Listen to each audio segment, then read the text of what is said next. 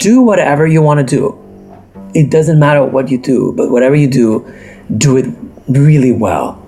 Go for it. Like, just work your ass off, and then, you'll be fine.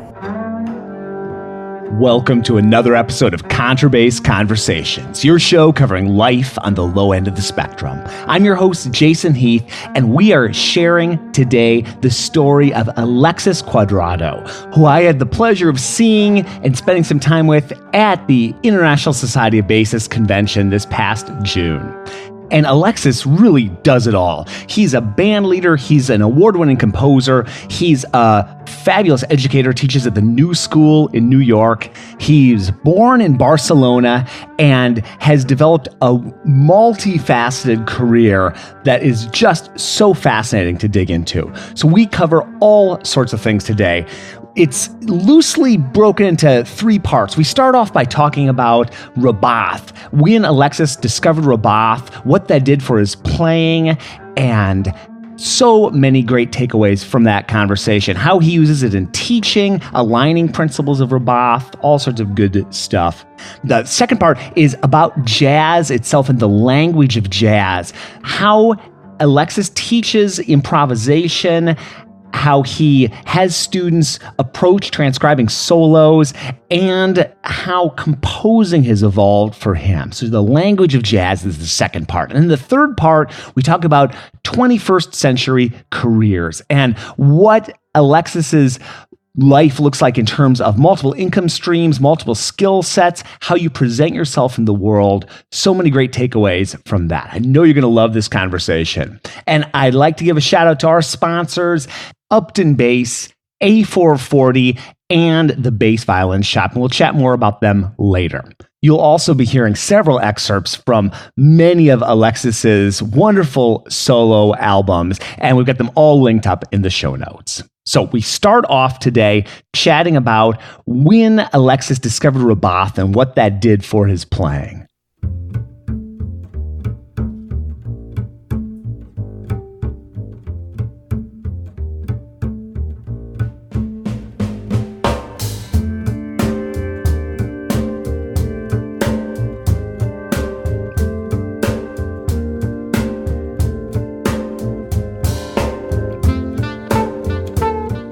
I thought what would be cool, if that's fine for you, is to just start with talking about when you discovered François Rabbath, because it sounds like you were really early to the bass, right? You'd only been playing a year or so, is that right? Yeah, I was a late started on upright bass. So when I went to music school, I did all my music school on electric bass, and then I transitioned to upright, and I was in my early 20s, so I was 21 perhaps, I think 21. And the first thing that happened to me was that I was already a decent player. I was a professional player. I was getting paid to play gigs on electric bass, so I guess that makes you a professional, right? And so then, I was in a rush to play upright bass, and I started studying with a professor at the conservatory in Barcelona and with a teacher for jazz. And first thing that happened after 3 months of playing, I got a huge tendinitis. As we say in Spain, I tried to start the house from the roof instead of from the foundation. So I messed up.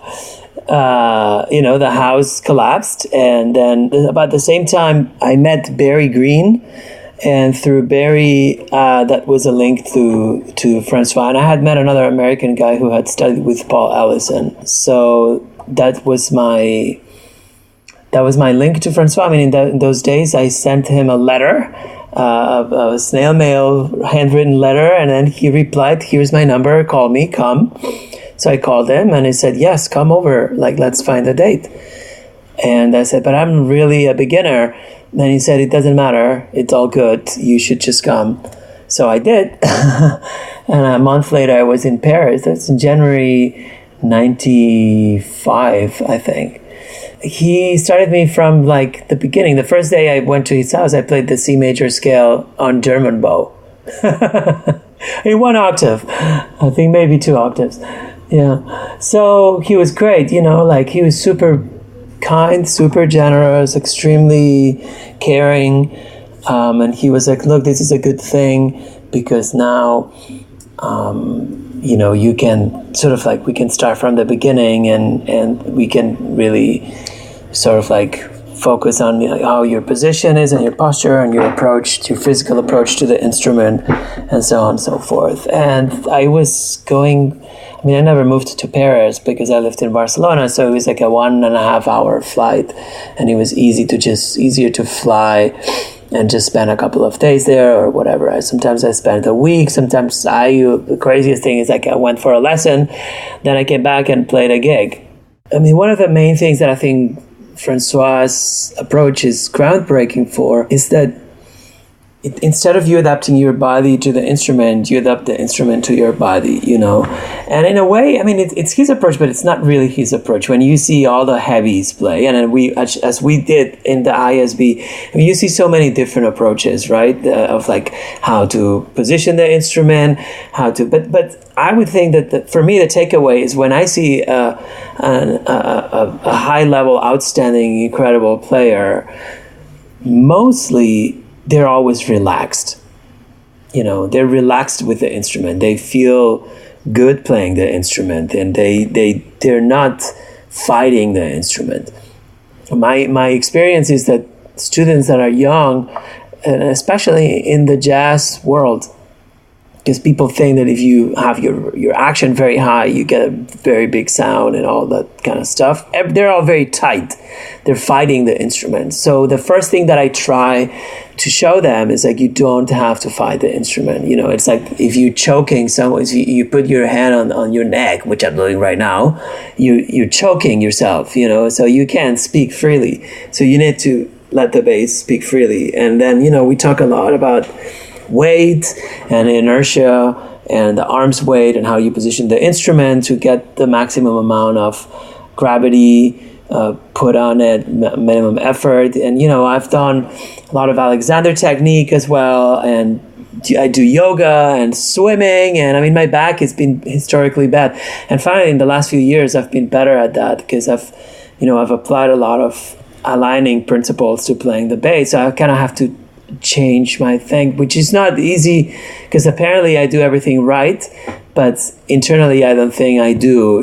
Something is going on, and maybe I think I had some nerve pinching in my back, and I'm dealing with that. But anyway, long story short, my first goal with the student is just make sure that she or he is relaxed and that is going to be a physically effective player. Otherwise, you just can't play. You just die on the job. So yeah, right.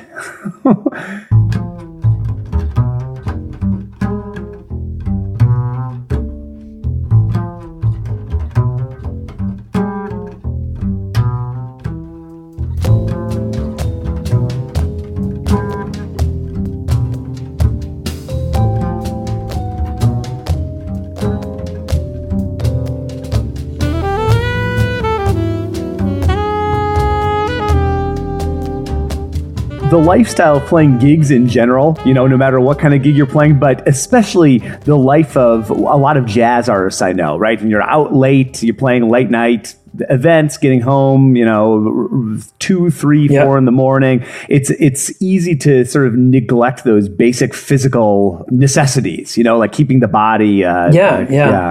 So for you, but swimming. Yeah, you need to keep your body in general. Okay. I mean, for me, it's also, I'm an older guy now, and the exercise kind of helps me just be cool and be okay with the world, especially living in New York City. It's like, it's good for my mental health, but at the same time, it's great for my back and for my body.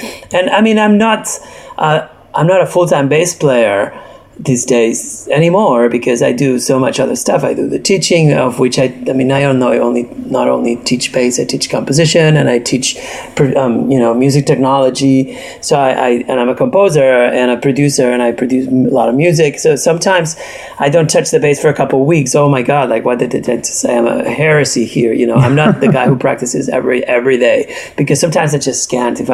I just finished running a string quintet, which was a commission from a fellow bass player, for example.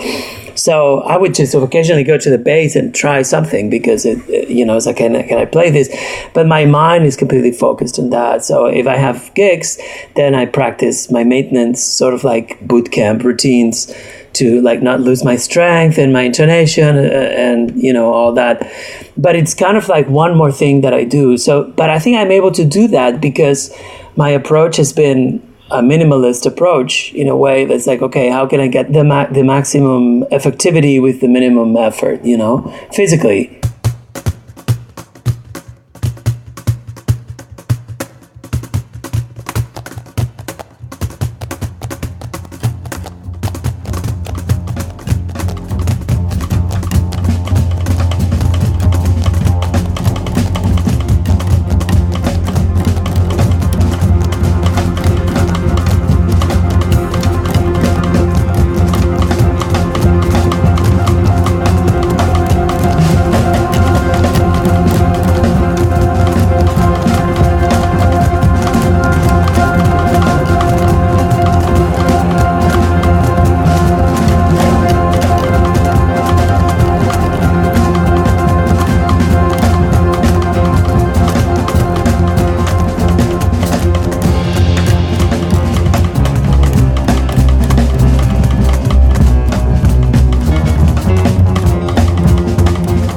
I have kind of my own, I like the phrase you use, bass boot camp, to get into shape. Like what's your own personal bass boot camp look like? What do you do to get yourself back into working order? Sure. I mean, I have about 10 different things that I like to do. And one of the things that I discovered is like, I have to change, one day I'll do a couple of things, the other day I'll do other things. I have a lot of super basic exercises that I have in MIDI, so I play along with the MIDI. That helps me a lot with the intonation. I play with a metronome.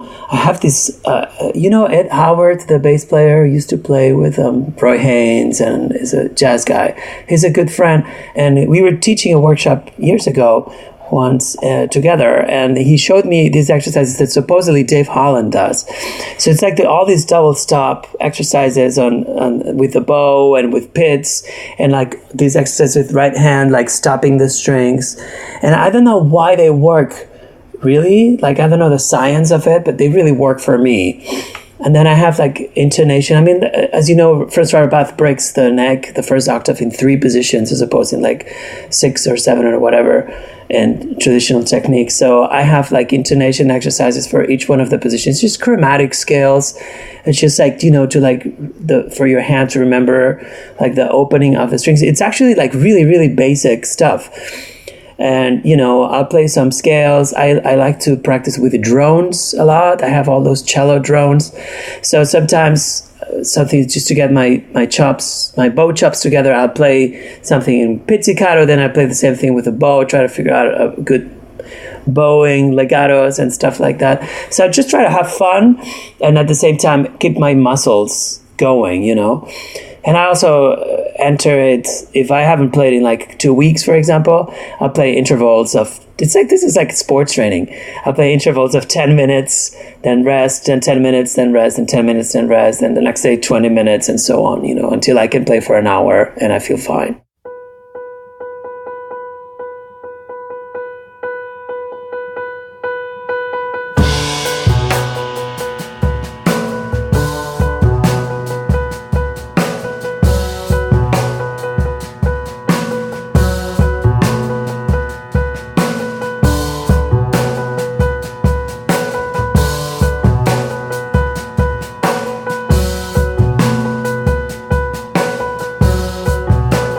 Next up, we dive into the language of jazz, composing, transcribing, developing improvisational skills, and all those kind of great topics. And before we dig in to that, I'd like to give a shout out to Upton Bass, our sponsor. So glad to have them on board. And I want to let you know about the Bostonian, which was originally conceived at the 2009 ISB convention. That was a great convention at Penn State. And that was when the Upton folks first met Lynn Seaton. So Lynn liked a lot of things about the various Upton models, and he was looking for kind of a combination of some of those characteristics. He liked the car outline, but he wanted deeper ribs, a fully carved poplar back with a taller top and more back arching than the car bass would have had, and combining those characteristics with dimensions from his old bass. So years later, we've got this Bostonian, which is Upton's American model. And that's an inside joke, by the way, in the violin world. It's what you say when something's a mashup of all sorts of different styles. So that's what the Bostonian is. It's a beautiful instrument. We've got a link in the show notes for you to check that out. So be sure to check that out and visit them online at uptonbass.com. And I'd like to give a shout out to A440 Violin Shop. I've been going to A440 for years. I've had my basses worked on there. I've had students buy basses, buy bows. They're a great shop in the Chicago area, just down the street from Wrigley Field. And they specialize in sales, repairs, restoration, rentals. They've been in business for decades. They've got a great selection of instruments. So if you're looking for a bass for purchase, for rental, or a bow, check them out. They're a great supporter of bass events. They've been at, I think, every single Chicago bass festival that I can remember. So thanks for supporting the show, guys, and check them out at a440violinshop.com. All right. For this second part, we dig into the language of jazz. How do you teach or introduce improv, like within that Rabbath position concept? Do you have some strategies for that? Or Yes, I do. So first of all, it depends on what you want to do, and this is something that I really. So I'm as you've probably seen, I'm a kind of a super open-minded guy. I mean, I'm not like the jazz police or something like that at all. Right. You know, so no, I mean, I think this is important because like some people will tell you this is jazz, this is not jazz. I don't care. Yeah. Well, is this a clean podcast or can I use explicit language? I don't give an F. Let's just put it that way. Okay. Or what you want to do in a good sense. You know what I mean? Okay. Do you want to? Are you interested in like playing improvisation like Edgar Meyer would? Great, then pursue that. I mean, this is something that I learned from Francois, and I don't know if you had a chance to be at my concert, but like one of the things, I got really emotional there because one of the things that he told me at that point when I was studying with him, it's like, look, I don't know what to do. I'm practicing all this classical music and those Bach suites and stuff, but I just don't feel like that's me. And he told me, look, do whatever you want to do. It doesn't matter what you do, but whatever you do it really well. You know, go for it. Like, just work your ass off, and then that you'll be fine. And I did that, and that really paid off. You know, I mean, that's the best advice anybody can give you, because you know, a lot of, not to criticize, of course, but like a lot of his pupils were like trying to do exactly what he does, you know, which is a great thing. So this is my point. What do you want to do? If you want to learn how to play jazz, the best thing to emulate that is to imitate all the great jazz players, right? So that's step one. So if you want to play like François Rabbath, you imitate François Rabbath. That's a no-brainer. I just didn't feel like doing that, and he was totally cool with that, which to me was a huge surprise. You know, I thought he would be offended, and he was like, "No, that's just great.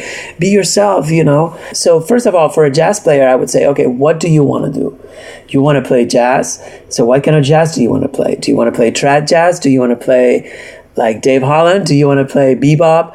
So, okay, if you want to play like Dave Holland, look at where Dave Holland comes from and what is his lineage. So for me, a very important thing is the style, like to understand the vocabulary, to understand the language, to understand the phrasing, to understand how are those notes that you are going to play going to sound like, how is the articulation?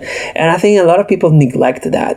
I mean, I've had the experience of teaching these classes at the New School called Theory and Performance, and I ran into this problem so much that the students knew all the theory, they knew all the notes that they need to play, but they didn't know how to give meaning to those notes. And to me, that's a very, very important part. It's almost like this is like spoken language, right?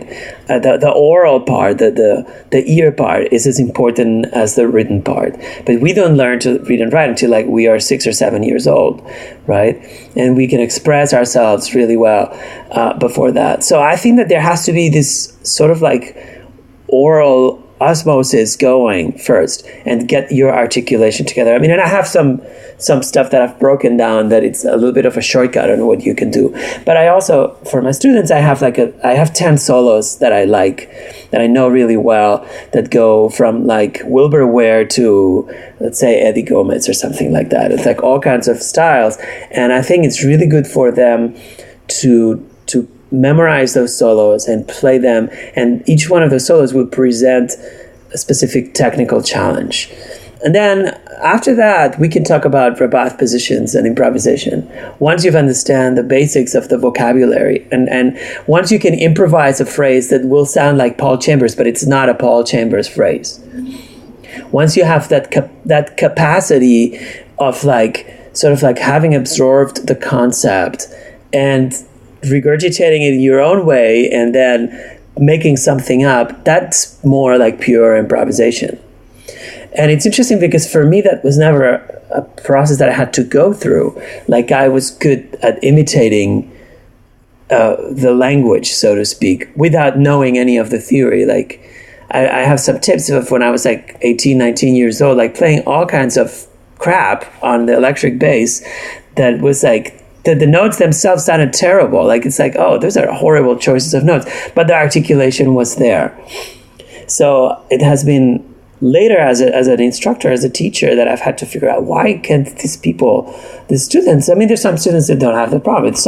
Quite a few students have it, So that's my first goal. Then my second goal is like, okay, yes, so the Rabbath technique is great because it opens up, it kind of like helps sort of like photograph the fingerboard in your brain in a much simpler way. To me, one of the most important things is that you know what you are playing, which notes you're playing. In a way, if you play saxophone, right, you have to know what keys you're pressing on the horn in order to know what you're playing. So I try to wire my students a little bit that way, in a sense that, okay, where are you? What scale are you in? And maybe we could think about degrees, or we could think about notes, and we can think about both. That's even better, But like I want them to be aware of which notes they're playing and why they're playing them and how are they relating those notes that they're playing with what they're hearing in their head. So it's like an instant dictation in a way. It's this concoction of like theory and intuition, if you will.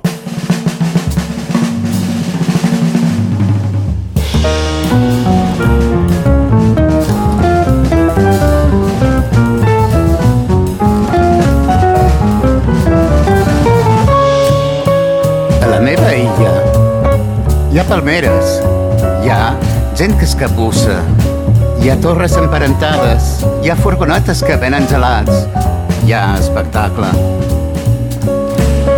També, què us pensàveu? Hi ha llagostes i crancs peluts que es mouen damunt les roques. Hi ha una peixateria grega. When you're having a student learn a solo, they are listening and learning right off of the CD or the record or whatever, right? And they're not looking at fingerings. They're not are they writing anything down, or they're just learning? It's just oral. I first ask them to memorize the solos in their head, sing the solo in their head only. Like when they can sing the entire solo in their head, then play it on the bass. When they can play it on the bass, then write it down, and then write down your fingerings and figure out the process, the technique process, and really break it down. Sometimes you could spend like a month or two in a solo, and it's a whole process. It's like learning a classical piece, and that particular solo. I mean, I also do that with certain sort of like bebop melodies, like I start with easier ones like Yardbird Suite, and then go on to like, Billy's Bounce or something, and then Confirmation, and then Donnelly, Yeah, when I used to teach this theory and performance class before bassists only, So that was great for me. It totally kicked my butt big time, because I had to teach things in different keys every week, and I had to like go in and practice. The day before, I spent 2 or 3 hours practicing all the material I had to teach the next day. So I just didn't want to show up and fault at it. So, but for example, like I got like this Charlie Parker 4-bar phrase that they had to play in all keys, and there, because, I showed them how to do a pivot that they could transpose anywhere in the fingerboard, learn the fingering, and then the process would be, okay, we learn the pivot, we learn the fingering, but what notes are we playing in each key? So we would break it down super slow and then play each one of the notes, sing each one of the notes, and be aware of which notes we were pressing with our fingers as we were playing it, so that the actual theoretical process of transposition would really apply to your fingers and to your hand and to your map of the fingerboard in your brain,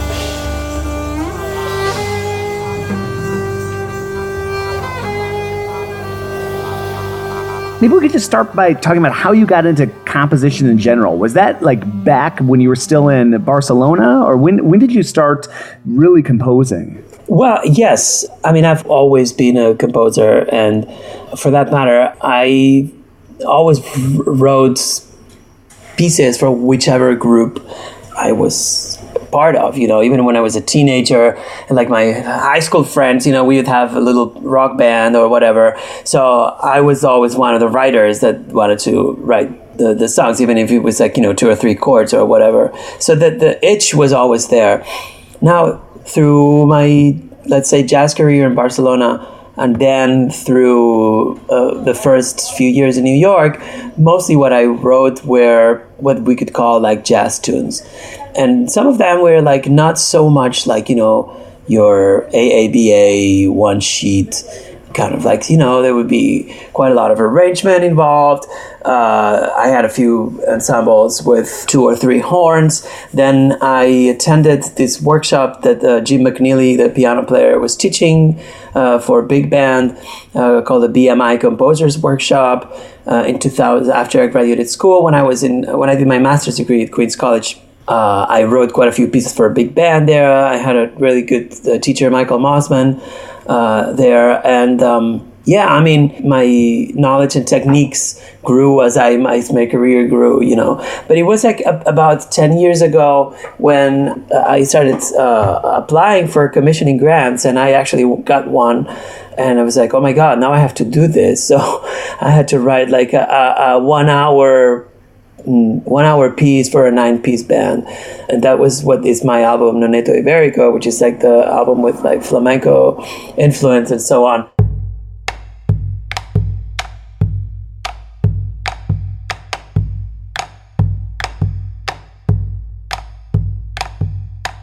Asesinado por el cielo, entre las formas que van hacia la sierpe y las formas que buscan el cristal, dejaré crecer. I think that's the moment in which I think I became like a quote-unquote real composer, because it was like learning a new instrument almost in a way. I had a deadline, and I had to sit down, and I had to fight my way through finding the right tone for each one of the pieces and finding the right orchestration and finding everything, and also almost like organize everything as a producer too, like organize the rehearsals, organize 9 people and a recording session and press and all kinds of stuff. So yeah, it was like, okay, this is it, and then from then on, I kind of like just took flight, and a lot of stuff started coming in, and I've been applying for a lot more things, and then the more you do, the more people know you as a composer, and I'm like, now I am a part-time composer, a part-time bassist, and a part-time producer, and a part-time teacher, so things kind of come on all the ends at different times, and then I have to navigate doing them. As I said, I just finished a string quintet, and as I'm doing this, I'm starting to work on another silent film, and I just got called to write a couple of pieces for a big band later in the year. So I'm busy composing. That's true.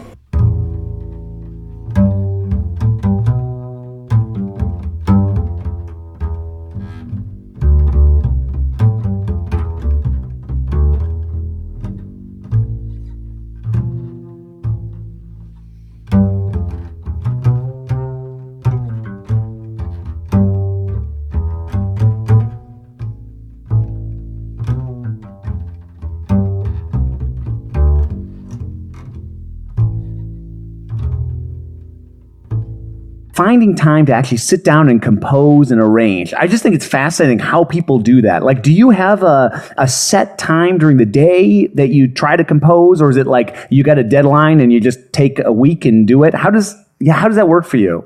Yeah, at this point, I only operate with deadlines. Okay. I don't. I mean, it's either that or I study, and if I study, I most likely will probably get lessons with someone. Like I was, for example, studying like classical composition for 3 years with this wonderful teacher, and I didn't write much of my own music at that time. So, but I did. It was like shedding the bass, I did sit down 1 to 2 hours a day and wrote all my counterpoint exercises and went through all that stuff as practice. And sometimes if I have like some harmonic idea, I will sit down and I just try to figure it out until I get it done. And I have like, have a bunch of notebooks with different things. So I just, sometimes I do scribble, but I don't have, for me, and that I would say someone who inspired me to do that is Ben Allison, who you probably know and you probably have interviewed.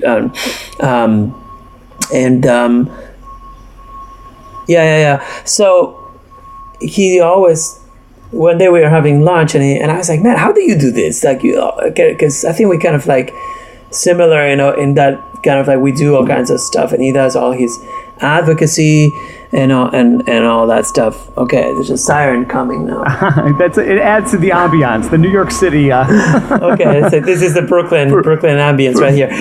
Anyway, so Ben said, like I try to focus in one project at a time, even if that focus is only for a day. Okay. Today I'm going to get this and this and this achieved, and that's what I'm going to do. If I'm mixing, this 1 week is for mixing. Okay. And I'm trying to not take any gigs. I'm trying to not write any music. I'm just mixing and just trying to keep my focus on that. So that's kind of how I do it now, inspired by Ben, in a way. And it's like, so like today, for example, I'm doing some marketing on a gig that I have. I had some paperwork to do, and that's pretty much about it. And I'm trying to like practice for like 45 minutes or an hour, because I have a gig on Sunday and I don't want to suck. Right.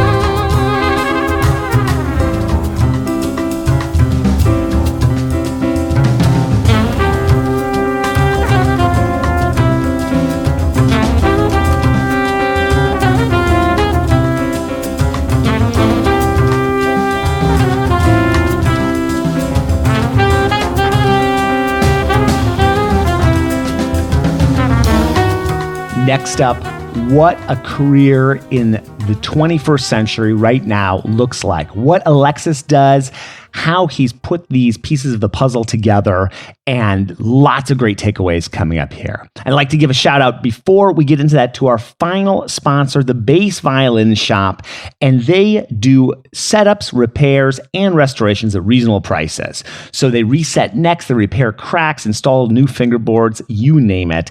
And they have so many satisfied customers, including Steve Bailey. Steve Bailey says, "I've never played a bass set up by the Bass Violin Shop that did not play great. Their sense of nuance, attention to player needs, and dependability make them the only people I use in this whole region. If I'm willing to drive 4 hours each way, that simply speaks for itself. From basic setup to major repairs, I've never been disappointed." You can check them out online at bassviolinshop.com. Okay, we're talking now about 21st century careers. The career that is, materialized for you, I think, is a really healthy model for someone thinking about going into what we call it jazz or whatever. It's just instructive to see how you've built out in a very organic way this career. Yeah. I mean, I think it's, on one hand, I think it's really, and especially if you live in New York City, I look at some point, I did some great gigs, in New York City. I've played with amazing jazz players. It's on my website. I don't like to say names and stuff, so you can check it out. Right. But I realized there were bass players who that's exactly the only thing that they wanted to do. They wanted to play as a high-end sideman with all these jazz stars, and it's just I'm not quite that, that I want to do so all these other stuff, and I'm interested in, and it's taken years for those things to materialize in an actual stream of income, but the fact that you're trained to do them. If somebody called me and said, "Hey, can you do an arrangement for tomorrow?" I sure can. It's this much. I have the skill. So I think that it's good. And one of the things that I try to teach my students at the school, it's they have to be really prepared and have their technology together. They have their laptops fired up. It's the little details. Even I don't have to record myself in Pro Tools while we talk, but I know that my voice will sound a lot better if I send you this file. So, it's how do you present yourself to the world, and what's your outlook in terms of and I think all these things that really have an impact on how people perceive you and perceive that you're serious and that you can do really good work. And then once people perceive that and they ask you to do work, if you can deliver that good work, that always leads to more work, And ultimately for me, it's just, I just want to maintain the privilege of being a musician that makes a living by making music, which I do not take for granted at all.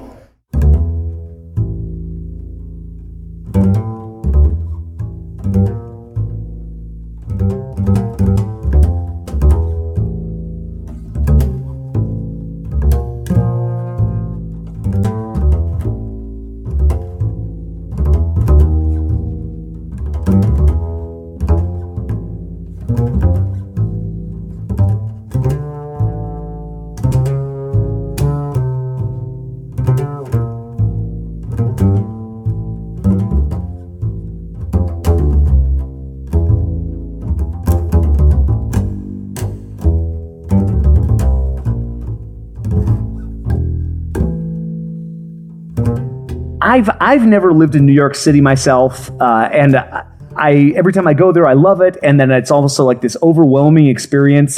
What was that like for you moving to New York for the first what was that first few months like for you? Were you in school, or what was going on in your life? Yes, so my situation was a little funny because. Or unusual rather than funny, I would say. Those 3 years with François Rabbath really paid off for me because about 96, 97, I was playing a lot in Spain. A lot. So I went from 2 years from being a complete beginner to I became pickup sideman. The drummer Jorge Rossi, who used to play with Brad Meldau, kind of took me under his wing and started calling me for all these gigs from all these amazing musicians that would come from New York, right? So Kurt Rosenwinkel or Ben Munder or Seamus Blake or Bruce Barth and so on and so forth. I mean, I was like my mid-20s and like kind of like a beginner player, and suddenly I was playing with some of the best players in the world. It's like, holy moly, how did that happen, you know? So everybody was telling me, you have to move to New York, you have to move to New York, you have to go to New York. So I got a scholarship to go to Queen's College to do my master's degree. And in 99, I moved to Queen's College. But at that time, I had a career going in Spain. So Mondays, I was playing in a TV show that paid all my bills, you know, like the 3 hours that showing up at the studio on Monday. And so I was living with my girlfriend. I had a car. I rented a nice apartment in like a nice neighborhood. You know, I was like 28. So I was kind of set up. So I gave everything up, including the girlfriend, which was meant to be. and I moved to New York with nothing, you know, with just some cash in my pocket. And it was really hard. It was extremely hard because I was used to being like a first call. I was used to working nonstop, and I had nothing. I had zero. So many times I wondered, what the heck am I doing here, you know? Why am I here, like, trying to fight this fight when I could be in Spain being the big fish in the small pond? So it was really rough. But it was an incredibly intense, incredibly enriching, incredibly growing experience. That first year was incredible in terms of like how much people I met. You know, like some of the relationships that I started then are relationships that still last today, you know. Because you meet people who are arriving at the same time you're arriving, and you quickly find like your peers and your likes, and it's very self-selective, you know. And I found a group of musicians that I'm still in contact and relationship with, and that I still enjoy collaborating with, and you know, also like it so motivates you to like get better. I practiced so much those first 2 years in New York. I practiced hours and hours. I mean, not only like on the bass, but like everything, theory and harmony, reading. I was not a great reader. I'm still not like a really good reader, but I'm a decent reader. I was a pretty bad reader. It's like, oh my God, I need to get this together, you know, and actually having hung out with John Petitucci a couple of times, like he's always told me how as a young adult, he had to like get his reading chops together because he felt that I mean, I'm sure he's a much better reader than I am, but you know what I mean? Like it was like a very remedial kind of moment for me to like, okay, I need to go to the next level because otherwise this is nothing that I'm going to be able to do here, you know? People told me like, you know, like within the first few months of being in New York, like there was a leap in my playing. I mean, it's impossible to know when you cannot be objective, right? But I do feel it made me improve in general. And now, I mean, it also, being here in New York, I mean, I've been here for 18 years, you know, I'm always motivated to, even if it's composition or playing or whatever, I'm always motivated to like see people doing incredible work. It's like, wow, that's really cool, you know.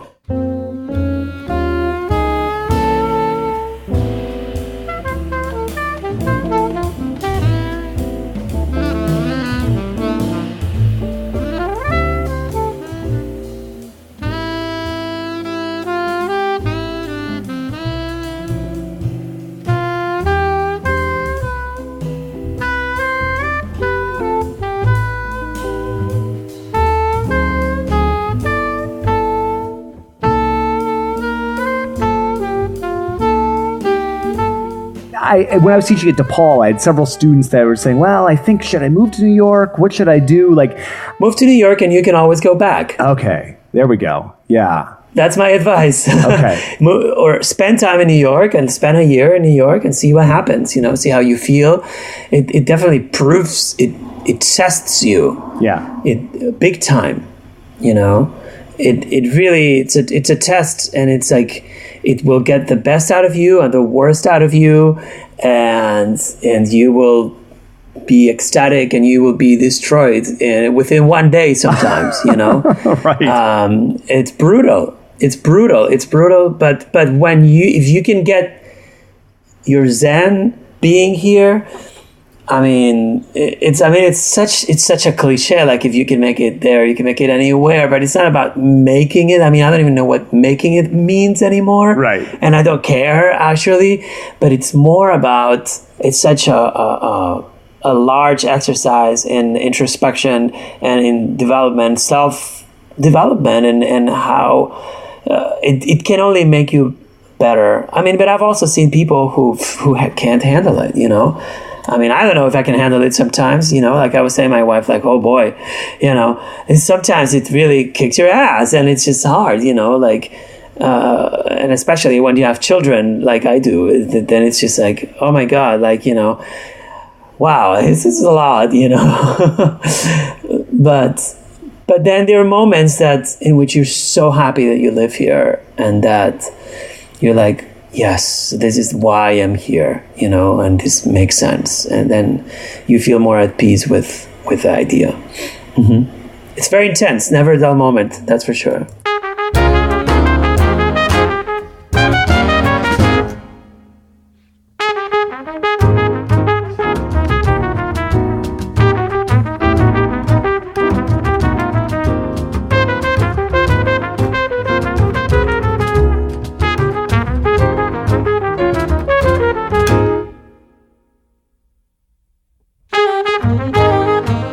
Alexis, thank you so much for chatting. I've been a fan for years, and it is so great to sit down and chat.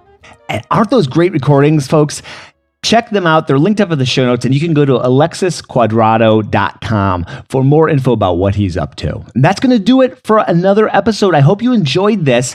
And if you want to explore the world of jazz and who I've chatted with about jazz, and I've chatted with quite a few people: Ron Carter, Carlos Enriquez, Chuck Israels, Rob, the list goes on and on. You can find them all at contrabassconversations.com/jazz.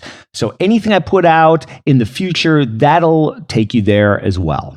I really hope you liked this episode. I'd love it if you shared this with somebody that you think would benefit from hearing this. And I'm sure there's somebody in your life, bass player or not, that would really dig Alexis's story, this great music, and share it with them. Share it on Facebook, share it on Twitter, email this to somebody, download our app. You can share it through the app. Did you know we have an app? We have an app. It's at contrabassconversations.com/app. And finally, I'd love to hear from you. I love hearing from people that listen to this show. I hear from people each and every day, and I respond to every message I get. Feedback at contrabassconversations.com will get you in touch with me. I love to hear your thoughts, guest suggestions, topic suggestions. I have so many ideas of my own, but pretty much everything I do these days comes from listener ideas. So let me know. This is a community show that I just feel like I'm kind of driving the bus on, I guess. I don't know if that's a good analogy or not, but let me know what you'd like to hear more of or less of. That would be great. Reach out to me again, feedback at contrabassconversations.com. Thanks again for tuning in, and we will see you again soon for more life on the low end of the spectrum.